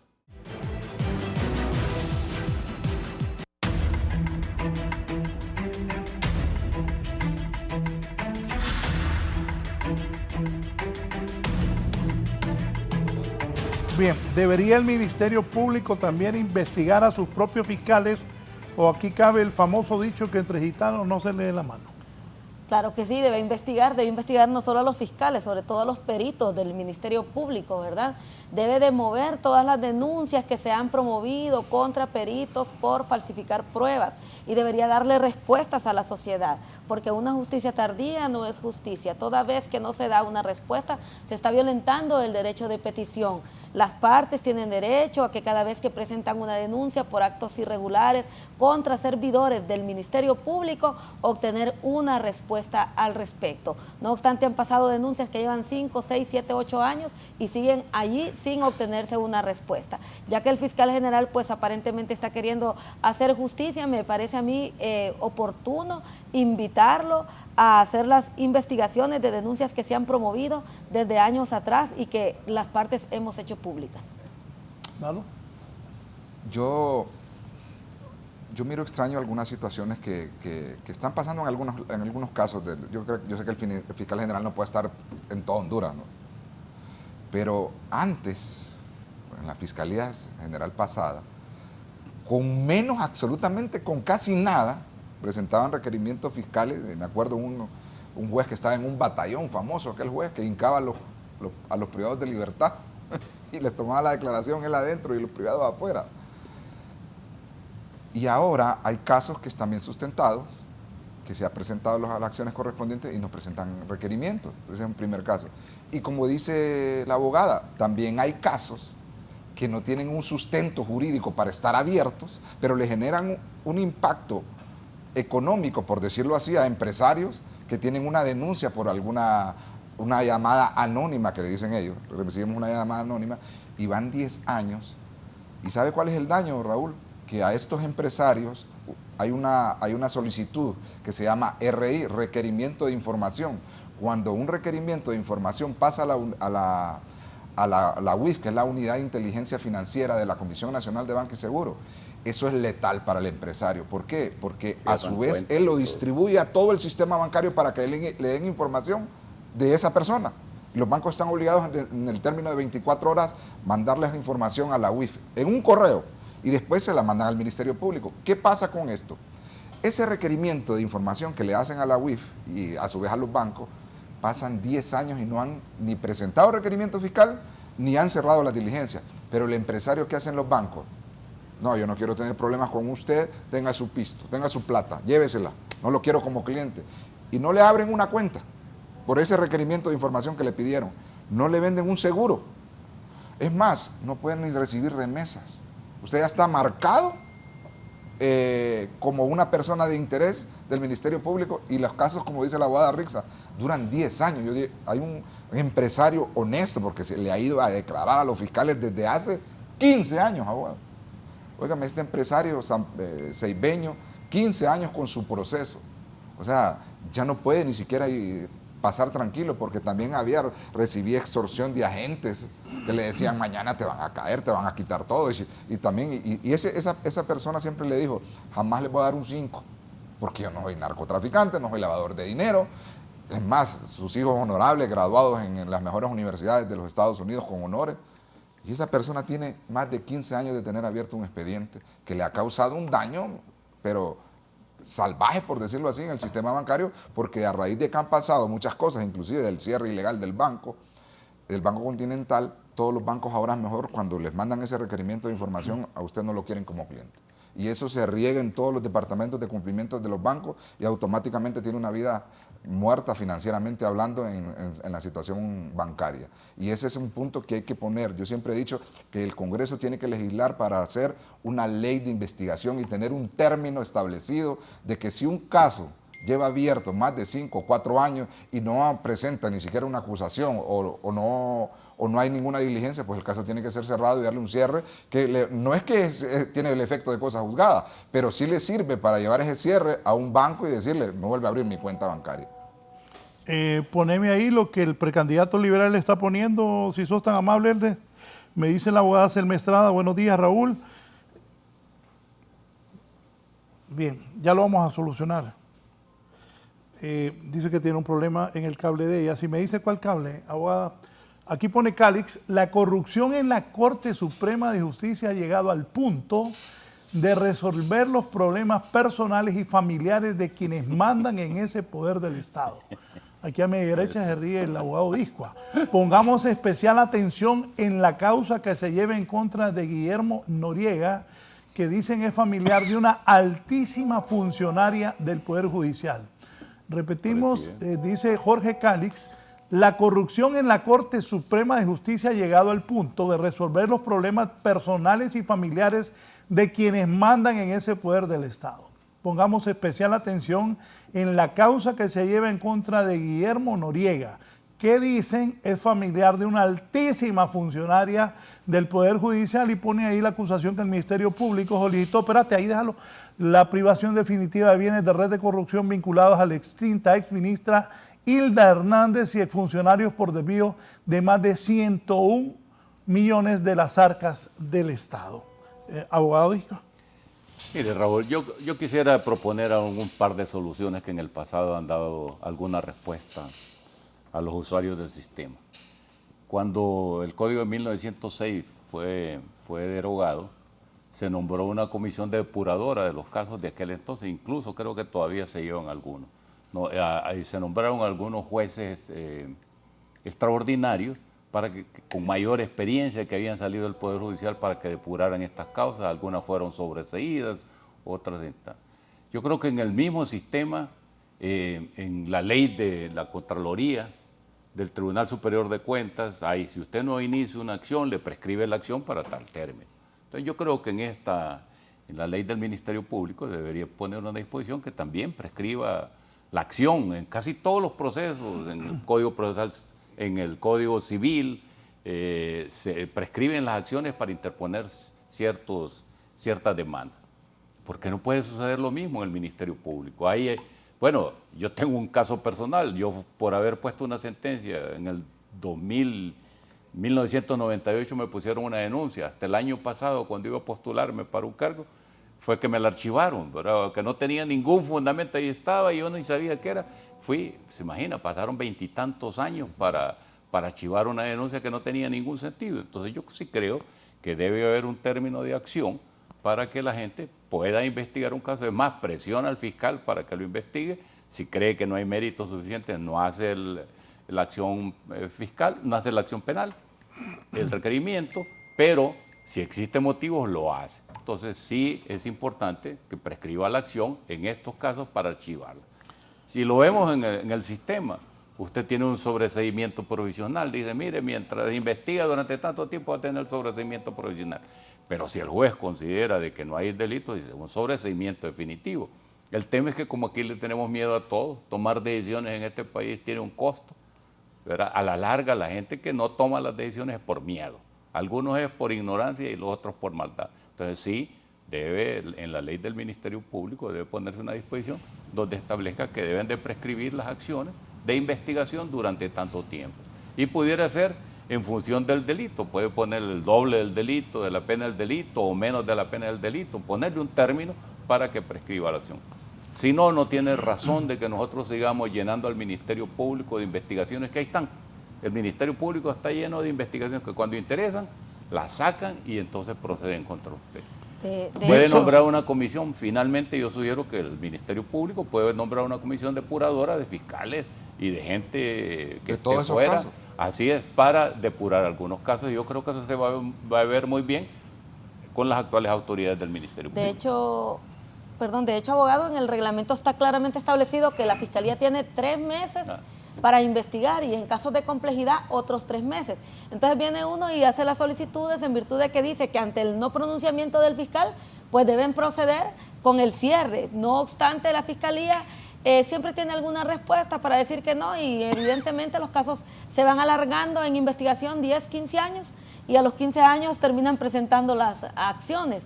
Entonces debería de existir un control, porque también no obedecer a su propio reglamento me parece que puede constituirse en un delito. De ahí que el fiscal general debe reparar en todo eso irregular que ocurre al interior de la Fiscalía, que empiecen a revisar qué casos tienen más de 10 años en investigación y el por qué los tienen ahí chineados. Hay casos incluso que, como dice Marlon, no solo generan el daño económico, generan un daño psicológico. Sí. Imagínense usted un empresario o una empresaria que está todos los días pensando, ¿y si me aseguran mis bienes? Porque el empresario generalmente lo que fue que en el pasado no declaraban sus impuestos, pero esas personas ahora viven así, en una punta de lanza, a espera de a qué horas les van a privar sus bienes, con denuncias que llevan 15, 20 años abiertas en la Fiscalía. No es justo tener a las personas en esa zozobra, ¿verdad? En ese sufrimiento que al final termina destruyendo la familia, destruyendo las empresas y destruyendo la economía del país. Me dice aquí el abogado Manuel Barahona, lo que dice el abogado Marlon es correcto. Yo tengo un cliente que en el 2014 le hicieron un registro de operación sospechosa. No le han detectado nada y todavía no puede habilitar una cuenta porque el Ministerio Público no se ha manifestado. 11 años. Carlos Chactur tiene toda la razón, el abogado Marlon, con la UIF. Habemos abogados a los cuales la Fiscalía a través de la UIF solicitó nuestra información financiera y desde el año 2010 no tenemos acceso al sistema financiero. En 14 años seguimos bloqueados sin haber cometido una sola falta, mucho menos delito. Muy bueno el tema, dicen la abogada Selma Estrada y los mejores abogados. Decía Manuel. Gracias. Es que la abogada Rixa tiene mucha razón en el tema de que existe la ley del Ministerio Público, existe un reglamento. El problema aquí, Raúl, que existe una ley, pero la costumbre vale más que la ley. No, es que es costumbre de esta fiscalía de que los casos aquí no tengamos un cierre administrativo. Dime, pero la ley te está diciendo otra cosa. ¿Cómo es posible que me vas a tener? Si bien es cierto, Raúl, porque eso hay que tenerlo claro, un cierre administrativo no significa que usted es inocente de una causa, porque tiene que ir ante un juez competente para que le emita una resolución correspondiente, ya sea un sobreseimiento provisional o definitivo, como dice el abogado, pero eso sí tendría un efecto de cosa juzgada cuando ya pasan los términos establecidos en la ley. Pero ese cierre administrativo, independientemente que no tenga el efecto de cosa juzgada, para ese empresario que dicen los colegas que dijeron de sus casos, sí le sirve para no estar en esa zozobra, como dice la abogada, para tener la apertura al sistema bancario nacional y de ser una persona también sujeto de crédito. Porque inclusive el abogado Chactur, óigame bien, el abogado Chactur es una persona que trabaja, que litiga, nosotros lo conocemos así. Ahí anda buscando el pan de cada día, inclusive es una persona que apoya pero no le abren una cuenta bancaria solo porque en su momento la Fiscalía presentó un requerimiento de información del abogado. Óigame, este muchacho, y que yo lo conozco, tiene un equipo de fútbol de niños, fíjese, el abogado les ayuda a los niños. Y aún así el Ministerio Público del 2010, como bien lo dice, imagínense, han pasado ya 14 años, vamos por los 15 años, y ese muchacho no hay una respuesta. Es más, abogada, si hubiera intención de presentar una acusación, ya prescribió. Ya prescribió. Ya le prescribió la acción penal al Ministerio Público. Y lo peor es que las personas a las que les hacen eso solo pueden hacer cobros en efectivo. Entonces, ¿qué sucede? El gobierno va a llegar a tener menos control de cuáles son sus operaciones, incluso menos control del pago de impuestos. Imagínense qué ridiculez, abogado, que a una persona que la declararon culpable de lavado de activos, óigame bien, y lo acusaron de que, porque le ponen ahí hasta los depósitos de que tengan información en el Ministerio Público, si tiene información de 10 años, se los pone, aunque no sean de él, y si le puso que hizo viajes, ya le hacen una cuantía, cuánto pudo haber gastado en el tal viaje, y lo acusan y lo condenan por 10 millones de lempiras. El hombre cumple su pena, ya le toca la preliberación o la libertad condicional. ¿Y sabe por qué no sale libre esa persona? Porque tiene que pagar la multa. ¿Y sabe cuánto es la multa? El 150%. O sea que si él aparece con otros 15 millones, lo van a meter preso. Pero también ¿de dónde los va a pagar? Si ya le quitaron todo. Y como dice la abogada, la vez pasada le presentaron un requerimiento fiscal a una persona porque tenía 1 millón de lempiras en su casa. Raúl, ¿sabe cuál fue el problema? Que como dice la abogada, ¿cómo él iba a tener el dinero en el banco si el Ministerio Público le había habilitado que le cerraran sus cuentas? O sea, le habían congelado y el hombre tenía que trabajar, porque como hay medidas precautorias que a usted le aseguran y le incautan sus bienes, pero no le presentan requerimiento fiscal. Pero esa persona tiene mamá, tiene hijos, tiene nietos que mantener, o tiene una vida que tiene que seguir. El asunto es que como no puede abrir y no puede ni siquiera cobrar un cheque, ni cobrar un giro de que le pueda mandar un pariente de Estados Unidos, utilice otra persona. Pues si usted lo encuentra en eso, a la persona que le está ayudando para que le manden sus giros y le manda un familiar, lo meten preso. Y le dicen que es testaferro. Y ella, como tenía algún dinero en su casa, le dice que el dinero no tiene una procedencia ilícita, no tiene una causa de justificación y lo meten preso por lavado de activos. Esas son las inconsistencias que ese nuevo Código Penal no advierte. Es decir, ninguna persona en Honduras, yo creo que en ninguna parte del mundo, debe estar presa por una situación de una multa, porque la multa no puede ser considerada como pena principal, debe ser accesoria, porque la multa es una situación que usted le debe al Estado y la tiene que arreglar con la Procuraduría General de la República. No tiene nada que ver la jurisdicción en una cuestión de multa. ¿Por qué? Porque Honduras la justicia supuestamente es gratuita, no se debe a clases privilegiadas. O sea, que usted tiene dinero, entonces usted va a salir inmediatamente. Si la persona, y eso lo hicieron con la reforma anterior que tenía el Código Penal, porque usted recuerda que habían mujeres que entraban a los centros penales y les encontraban en sus partes íntimas marihuana y les ponían multas de 5 millones de lempiras. Y les hallaban media libra de marihuana o 4 onzas de marihuana. Óigame, es una situación desproporcional y esas son las cosas que debe de ver los congresistas, por ejemplo. Ahora, si a usted lo encuentran con un carruco de marihuana, le ponen tráfico de drogas. O sea, no es que yo estoy diciendo que vamos a incentivar, pero como usted bien lo dice, abogado, existe una proporcionalidad inclusive de la imputación y de la pena, de acuerdo al daño al bien jurídico protegido, a la gravedad de los hechos que usted ha realizado.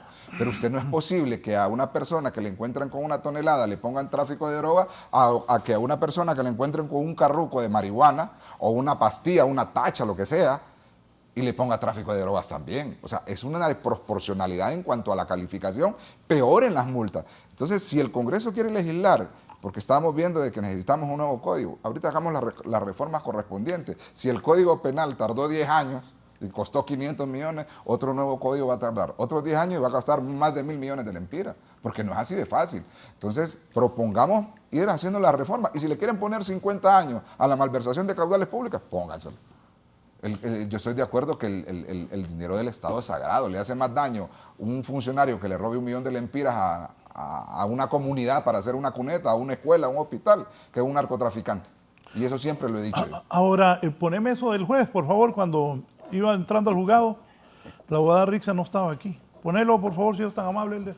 Señores, les pido a todos los medios de comunicación, nacionales e internacionales, no te preocupes, si no me empujan a mí, ellos me respetan mucho, a mí saben quién soy. Señores, yo estoy pidiendo que mi audiencia sea pública, que ustedes puedan estar dentro de la audiencia, para que entiendan los pormenores de esto. No, es que declarar, voy a poder declarar, es un derecho. 3 millones no es el mismo. que se mencionan, que están viendo que no. Bien, vean ustedes las declaraciones. Bien. Cuando él dice que quiere que sea público, ¿por qué hace eso? Es por lo mismo, porque volvemos al punto de decir, como bien lo dijo la abogada, estás en una audiencia que solo está el juez, y la verdad que se sale ahí, está el juez, el fiscal y la parte. La verdad que sale de ahí, que se queda dentro. Y si usted tiene otra verdad, imagínense que este muchacho tenga cómo defenderse, y tenga unas pruebas irrefutables que al final lo saque de este atolladero. ¿Qué sería una prueba irrefutable? El hecho de que él diga, bueno, yo inclusive puedo tener una grabación donde estoy con él ese día que me agarran, donde yo le estoy manifestando a él, disculpe, usted no me tiene que dar un 5 a mí. Usted tiene que ir al Ministerio Público. ¿Qué tal que existe esa grabación? Entonces, pero nosotros nos quedamos con que ese muchacho es culpable. Y ahorita, jurídicamente, y por decirlo así, la población que no conoce ley ya lo maneja como culpable. Y falta esa audiencia. Por eso es que yo creo que él tiene algún medio de prueba que le va a soportar lo que está diciendo y quiere que se haga público para que no se quede en el interior de esa reducida sala que tienen ahí, porque es un espacio que yo creo que es de 4 metros por 4 metros, donde están fiscal, juez y defensor y el imputado, que en su caso esté, porque algunos casos ni los traen por espacio, porque no los traen de allá de los centros penales y les ponen, porque no se ha inventado que ahora el imputado va a estar por Zoom. O sea, para mí violentando un derecho y una garantía constitucional de estar presente ante el juez competente cuando se realice o se evacúe todo aquel elemento que produzca una prueba, ya sea a favor o en contra, él tiene que estar ahí. Pero bueno, eso es lo que tenemos y es lo que está. Y yo creo que el abogado Vallecillo, por eso es que él quiere que su audiencia sea pública, y como bien lo dijo usted, abogado, ese es un derecho de él, el Estado le tiene que garantizar esa oralidad y esa publicidad. Y esa publicidad va enmarcada no en el hecho de que la resolución sea público. Todos los actos jurídicos que habla el código, evacuación de medios de prueba, evacuación de testigos, es en una sala como lo hacen en los países civilizados, normales.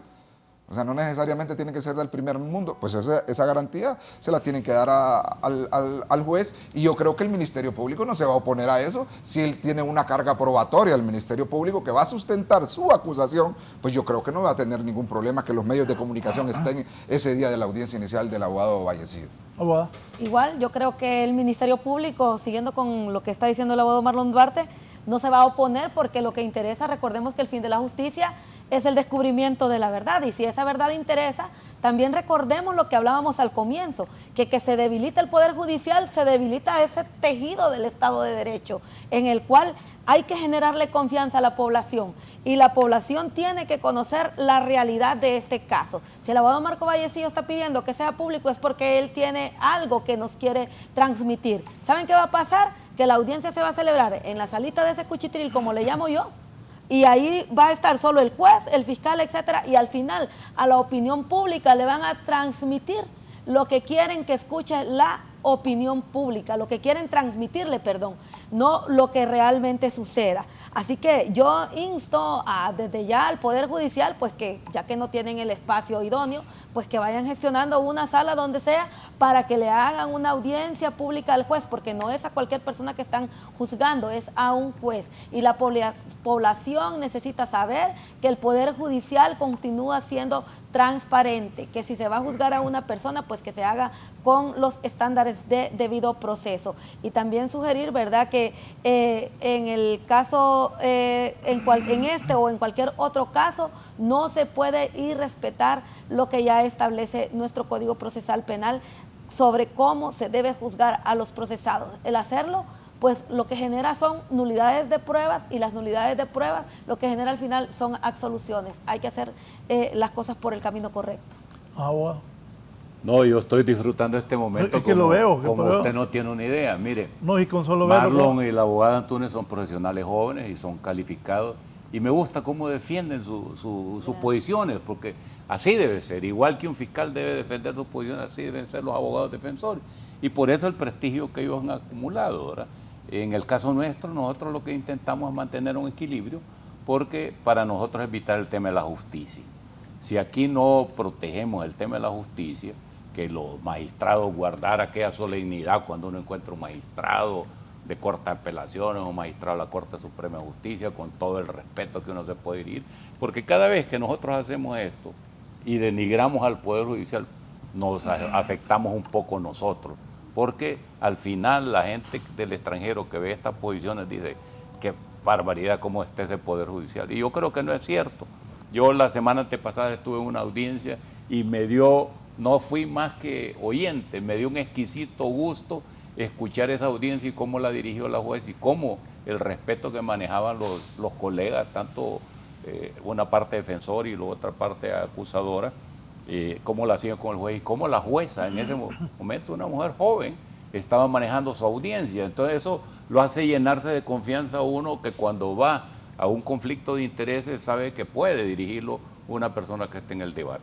Es normal que el fiscal acuse y que utilice todos los medios para querer hacer algo contra una persona que él supone que es responsable de un delito, como lo es también normal que un defensor utilice todas las armas que le da la ley. Creo que el juicio oral, eso es lo que ha venido a solucionar, que la gente pueda escuchar también las intervenciones de las partes.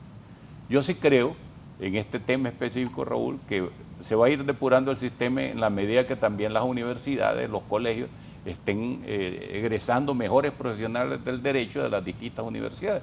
No puede seguir esa fábrica de abogados de las distintas universidades donde no hay ninguna razón de ética, o donde el colegio no puede tener control del tema de los tribunales de honores. Si vemos que en el Tribunal de Honor del Colegio de Abogados hay problemas, ¿cómo no va a haber problemas en las instancias del Poder Judicial?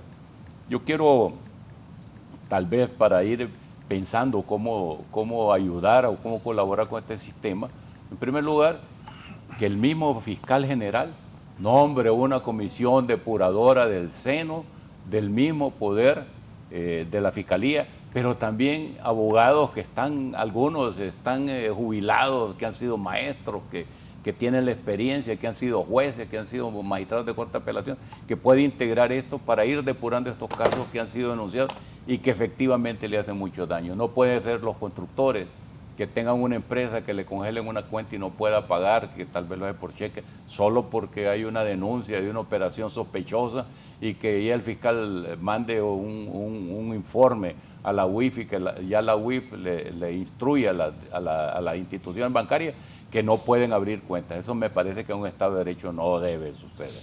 Más bien, lo que estos son veedores de que los procesos sean los correctos. Si se dan secuentemente esos hechos que pueden ser objeto de la comisión de un delito, entonces ahí que intervenga la UIF. No fue creada la UIF con esa intención. Yo recuerdo que en 1998 en Brasil, en Río de Janeiro, se montó un foro con las organizaciones de Europa, casi todos los países europeos, para las leyes de Basilea, y en esas leyes se pusieron requisitos mínimos que los bancos deben de ver de sus clientes. O sea, usted tiene que vigilar que haya un buen cliente, donde proceden los recursos. Yo entiendo que este caso va a ser un caso que va a tener en los medios de comunicación una semana. Después de una semana va a venir otro que tenga la cuestión, pero el problema va a estar ahí. Sí es importante que también el nuevo código, o que se emita un nuevo código, que yo creo que es muy pronto, el de 1906, pasaron casi 80 años para emitirse un código procesal que se adecua a las circunstancias. Yo creo que hay que revisar lo que ya tenemos. Y hay que revisarlo por instituciones. ¿Qué institución fue? Integrar grupos de trabajo en donde estén exfiscales, fiscales, donde estén defensores públicos por naturaleza, donde esté la academia. Entonces yo sí creo que es importante y este liderazgo lo debería llevar la Universidad Nacional Autónoma, no estar enfrascado en otros temas, montar talleres de esta naturaleza. Así que este es un tema más que se va a aprovechar, unos para su molino, otros para otra cuestión, pero lo ideal es que adecentáramos el tema de la justicia y que volviéramos a la institucionalidad del respeto hacia el Poder Judicial y los otros poderes del Estado. ¿Qué viene, Marlon? Viene lo que dice la abogada. Lastimosamente, ojalá que esté equivocado, ¿no? De que esa audiencia no se haga en un lugar público, como una sala de tribunal. Mucha presión ya tiene que hacerla pública. Ojalá que esté equivocado y que se haga de la manera más correcta. Y en cuanto a estas reformas que usted dice, abogado, imagínese que el Código Penal vigente, y eso es ridículo, te vas a sorprender, Raúl, lo que te voy a decir. No existe la estafa dentro del parentesco del 4º grado de consanguinidad y segundo de afinidad. O sea que un primo tuyo no te puede estafar, Raúl. ¿Por qué? Porque ahora lo despenalizaron. O sea que es increíble, ¿cómo podemos hacer? Si aquí hay familias enteras, que hay hermanos que falsifican, que esto para llegar a obtener un beneficio ilícito, de aprovecharse, y no existe la estafa ahora entre los parientes dentro del 4º grado de consanguinidad y segundo de afinidad. Esas cosas y esos detalles tan pequeños los deberíamos de reformar, porque los delitos penales son autónomos y no tienen ninguna circunstancia de consanguinidad o de parentesco para no cometer un delito. Eso estamos mal en esa situación. Entonces, estas reformas que se proponen, como dice usted, sectorizar, hay unas penas que son irrisorias en la comisión de delitos cuando el daño al bien jurídico protegido es grave, es enorme. Como bien lo decíamos, es cierto, hay algunos delitos de criminalidad organizada, y en este caso de corrupción, que las penas han bajado enormemente. Y eso es que hay que decirlo. Pero no es cuestión de pena, sino que también es cuestión de investigación. Por eso yo le tengo mucho cuidado a la ley de colaboración eficaz.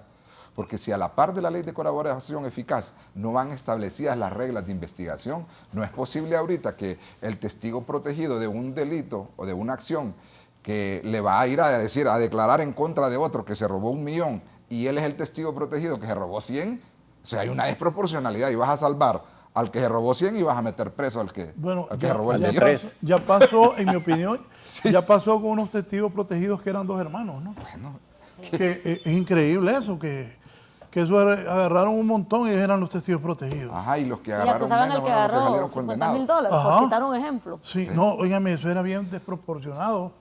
Ellos habían hecho la gran movida, se declararon testigos protegidos y a otros que tenían menos Sí, todavía están presos. están entoletados. Sí. Eso es increíble. Es como que alguien venga y le pegue 5 tiros y diga, mira, yo voy a ser testigo que el que me dijo que le pegara los tiros fue el otro. Y entonces lo van a dejar libre a él porque va a ser testigo en contra de él. O sea, es increíble, pero así puede estar pasando. Por eso es que yo digo que en este caso en específico, el testigo protegido creo que tiene que tener mucha preocupación porque va a ser protegido en ese caso. Pero en sus casos va a estar desprotegido porque tienen que decirle el nombre y apellido de que si le presentan alguna acusación penal. No, y que si fuera protegido sería una colusión, ¿verdad? Me parece a mí con el mismo testigo protegido, no amparada en ley, porque ya el código establece en qué casos le puede dar un criterio de oportunidad, y no creo que un caso de red de corrupción sea susceptible de un criterio de oportunidad sin que quien le dio esa oportunidad incurra en responsabilidad penal, porque aquí no podemos juzgar a unos y dejar libres a otros a costas de violentar la ley. Recordemos que nadie es superior a la ley. Nos vamos, conclusiones, abogada. En conclusión, pues que necesitamos mejorar nuestro sistema de justicia, que la Corte debe crear e innovar creando un sistema de compliance judicial, debe prevenir el riesgo de que los jueces puedan incurrir en actos de corrupción y debe estandarizar las normas éticas bajo las cuales deben actuar los funcionarios. Segundo, que debe hacerse un proceso justo al abogado Marco Vallecillo, lo cual debe venir desde la calificación ilegal que ha hecho el Ministerio Público de la conducta atribuida, puesto que no se enmarca y que los fiscales no son ignorantes, conocen bien cuál es el tipo penal bajo el cual pueden ellos enmarcar una supuesta e hipotética acción que está siendo sometida a juzgamiento. Y lo otro, que se haga la publicidad solicitada por el funcionario, puesto que él sabe por qué la está solicitando. No le ocultemos al pueblo ni le vedemos la posibilidad de conocer lo que el abogado tiene que contar en su audiencia. Gracias, abogada Rick Santunes. Abogado Ibis Disco Avarías. Bueno, este es un tema que no es nuevo. Yo lo que creo que volvemos a reestructurar algunas acciones. Creo que en el Ministerio Público debe nombrarse en principio una comisión depuradora de casos que han sido denunciados y que todavía están en el archivo por más de 10 años. Creo que también hay que instituir la figura del fiscal especial para que este fiscal que vaya a actuar en estos casos sea totalmente independiente, no que esté cuidando su prestigio, esté cuidando un montón de cosas, sino que sea un fiscal independiente que se nombre del seno de las instituciones para juzgar. Y en el otro tema, que debemos mantener el tema de la institucionalidad. Yo creo que no es denigrando ni tratando los temas como que todos los jueces fueran iguales. Creo que hay jueces correctos, hay jueces que actúan dentro del tema de la ley, y hay muchos de ellos que por no sujetarse a algunas disposiciones que quieren terceros, entonces son objeto de acciones de esta naturaleza. Nosotros creemos y confiamos en que un juicio oral y público es una garantía para cualquier persona, no solo para los jueces, sino que los juicios se hacen, la gente se da cuenta, los medios de comunicación tienen acceso, y entonces esta persona tiene la posibilidad de ser juzgado en un ambiente que se le garantice su sistema, se le den las garantías correspondientes del debido proceso, del proceso de tener un juicio justo, de tener un juicio expedito, porque después esto se abandona y quedan ahí, esa pobre gente queda sujeta a lo que pasa en el tiempo. Gracias, el abogado Ibis Disco. Cerramos con don Marlon Duarte. Bueno, Raúl, esperamos la publicidad, esperamos que no se esconda absolutamente nada en este y en otros casos. O sea, la publicidad debe ser la esencia de la acusación en este proceso y en los que se vienen, porque se vienen más procesos. Entonces no presentemos acciones como me estaba contando la abogada. O sea, ¿cómo le vas a emitir una prisión preventiva a un abuso de autoridad? No es proporcional, hay una prohibición, porque ni siquiera tiene una pena privativa de libertad si lo condenaran. Entonces, esas cosas debemos transparentarlas y hay que imponer las sanciones a quien deba o a quien corresponda de acuerdo al delito cometido. Gracias. Así están las cosas. Más operadores de justicia involucrados en supuestos actos de corrupción. El otro viernes es la audiencia, ¿no? Así es. El viernes que viene. Bien, vamos a darle seguimiento a esto. Buenos días, que tengan buena semana.